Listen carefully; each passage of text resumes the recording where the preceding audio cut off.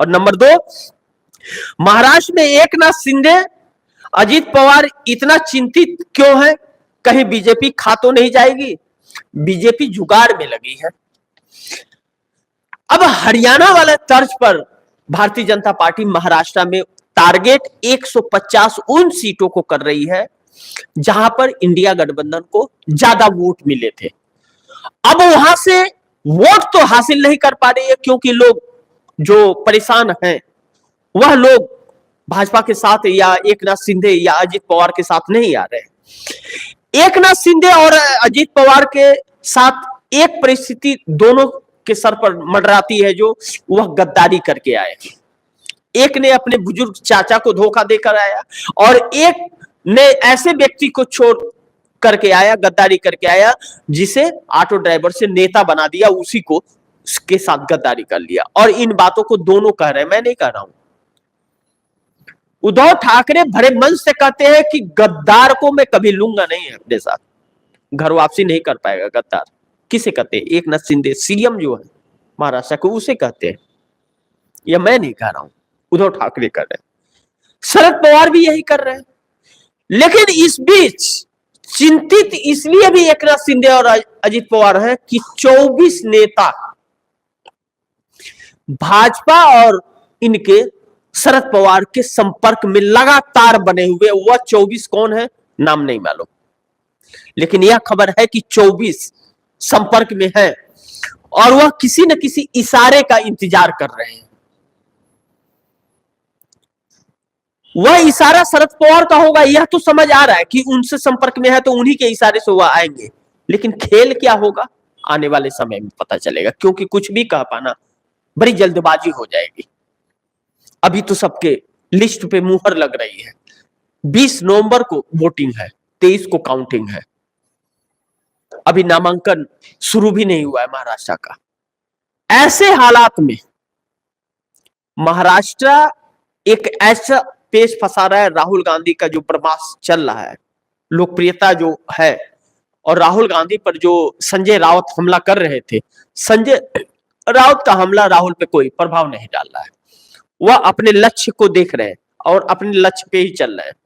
वह कहते हैं ना, बड़ी ठेठ व्यक्ति, तो उन्होंने सेट कर लिया है टारगेट को कि हमें इसी रास्ते पे चलना, कोई कुछ भी बोले उससे फर्क नहीं पड़ता, हम अपने रास्ते को नहीं छोड़ेंगे।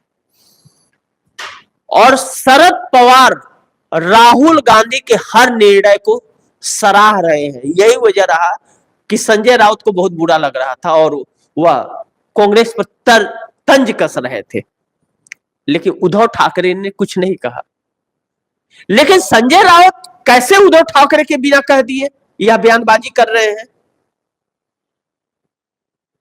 यह चीज बहुत महत्वपूर्ण है। लेकिन हमारे दर्शक भी लिख रहे हैं कि सब सेटिंग यह लोग कर लेंगे बीजेपी वाले। मैंने आप दर्शकों को बताया ना, 150 सीटों पर बीजेपी इस काम में लगी है, सब कोई अपने टिकट और प्रत्याशी को चुनने में लगे हैं। यह इस काम में लगी है कि 150 सीटों पर कौन है जो सबसे ज्यादा वोट दिया है इंडिया गठबंधन को, कौन सा गांव है, कौन सा चौराहा है, कौन सा ब्लॉक है और किस एरिया का है, किस गांव के एरिया का, कौन सा मोहल्ले का है। ऐसे में 10-20 हजार वोट या 10,000 विधानसभा वाइज वोट उसके काट दो, वोटर लिस्ट से नाम हटा दो। जब यह पैटर्न राजनीति अपनाती है, क्योंकि यह चुनाव आयोग की सहमति से होगा, और चुनाव आयोग किसके हाथ में है? भाजपा के हाथ। और भाजपा जो करेगी वह करेगा। हरियाणा में हर किसी ने देखा। ऐसी परिस्थिति में कांग्रेस के लिए बड़ी चिंता का विषय है, क्योंकि आरएसएस और भाजपा को जो डर लग रहा है वह कांग्रेस से ज्यादा डर लग रहा है। ऐसे में जिन 150 सीटों को चिन्हित किया जा रहा है और उस पे काम चालू हो गया है, आरएसएस इसमें बड़ी मुख्य भूमिका निभा रहा है। आरएसएस के प्रचारक जो निकले हुए हैं ना, गली गली मोहल्ले मोहल्ले, वह एक एक सीटों का, एक एक गांव, एक एक मोहल्ले का रिपोर्ट अमित शाह और मोदी को दे रहे हैं और अमित शाह और मोदी चुनाव आयोग को कन्वेंस करते होंगे, तभी तो वह वोटर लिस्ट से नाम कटे जा रहे हैं। और जब वोटर लिस्ट में नाम ही नहीं रहेगा तो आप रणनीति बना लो, ब्रह्मास्त्र चल लो,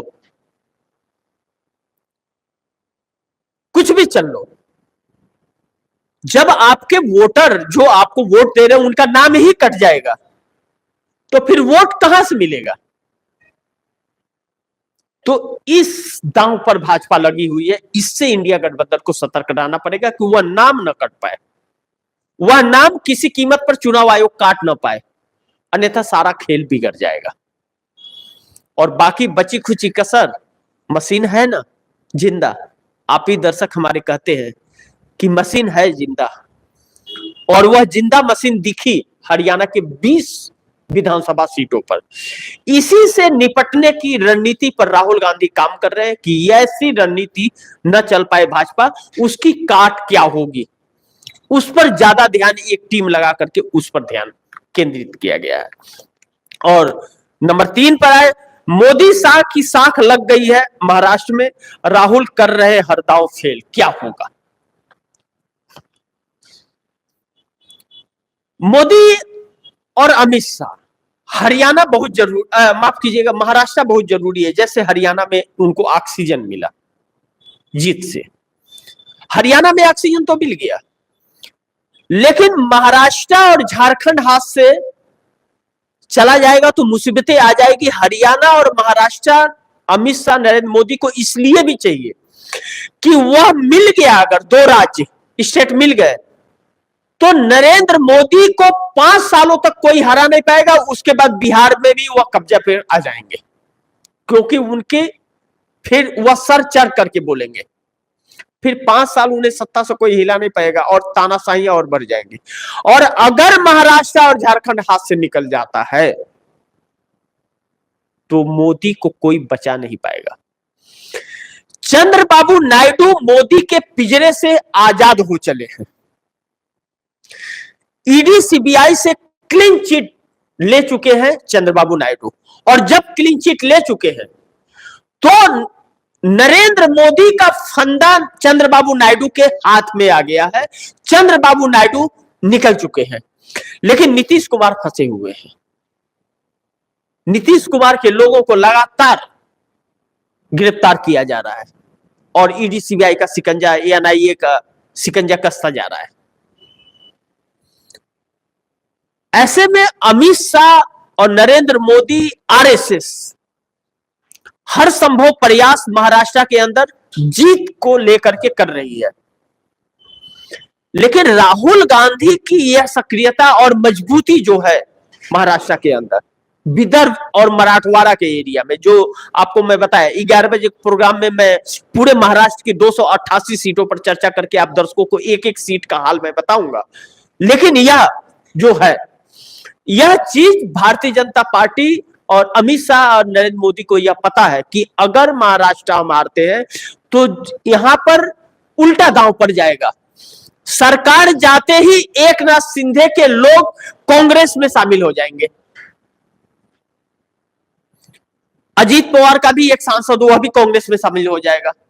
और भारतीय जनता पार्टी के जो 9 जीत करके आए हैं, उन 9 में कितने रहेंगे इनके साथ? एक तो पीयूष गोयल है उसमें, जो कहीं नहीं जाएंगे,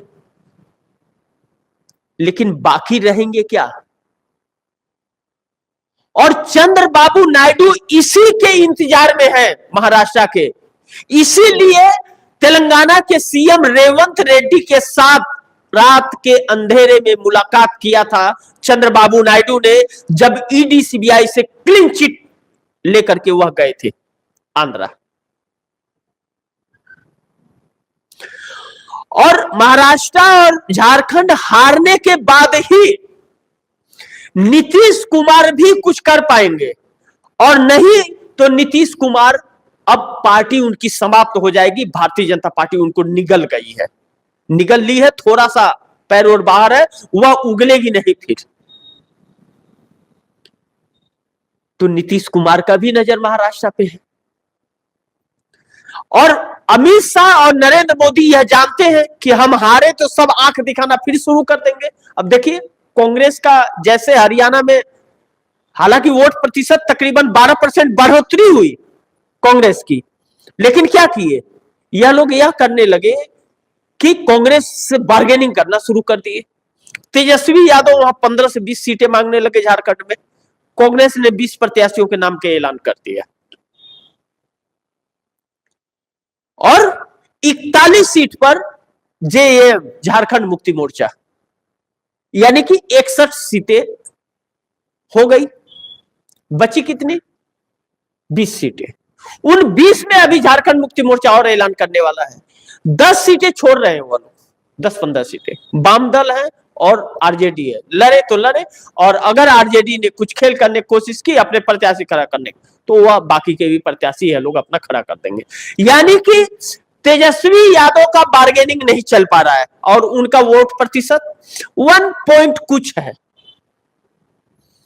जमानत जब्त कराएंगे लेकिन दाग लगा जाएंगे। ऐसे में झारखंड अगर इंडिया गठबंधन ने जीत लिया तो तेजस्वी यादव का क्या होगा? यह साबित हो जाएगा कि वह भारतीय जनता पार्टी के लिए काम कर रहे हैं। कहीं ना कहीं लैंड फॉर जॉब के मामले में वह कंप्रोमाइज है, तो बिहार में गठबंधन टूट जाएगा और आरजेडी भी को भी शिकंजे में भाजपा ले लेगी और भाजपा की सत्ता आ जाएगी। और भाजपा की एक बार सत्ता आई मार बिहार के अंदर, तो भाजपा 50 सालों के लिए उसको कोई हिला नहीं पाएगा और बिहार की ऐसी दुर्दशा होगी जो बिहार ने कभी सपने में नहीं सोचा था। लेकिन वह आने वाला समय बताएगा। लेकिन इस वक्त यही वजह है कि अमित शाह और नरेंद्र मोदी के लिए करो या मरो की परिस्थिति है। यह 2 राज्य इनके लिए जीतने बहुत जरूरी है और चुनाव आयोग कहीं ना कहीं यह लगता है कि वह बहुत सहयोग करता हुआ नजर आ रहा है, क्योंकि इन्हीं के हिसाब से चलता हुआ भी नजर आ रहा है और जिसके ऊपर शिकंजा कसने को कहते हैं उसके ऊपर कस देता है। महाराष्ट्र सरकार के खिलाफ ही जांच शुरू कर दी थी, लेकिन क्या हुआ उस जांच का? कुछ पता चला नहीं, क्योंकि सीटों के बंटवारे जैसे हुए सारे जांच रुक गए। नहीं हुए होते तो एकनाथ शिंदे के ऊपर ईडी भी चली गई होती, मैंने बताया था ना खबरों में। तो ध्यान रखिए, बहुत दिलचस्प हो रहा है यह चीजें। तो मोदी और शाह के लिए मुश्किलें हैं। आने वाले समय में यह पता चलेगा, 23 तारीख को यह पता चल जाएगा, नवंबर महीने के 23 तारीख को इनके भविष्य का फैसला होगा।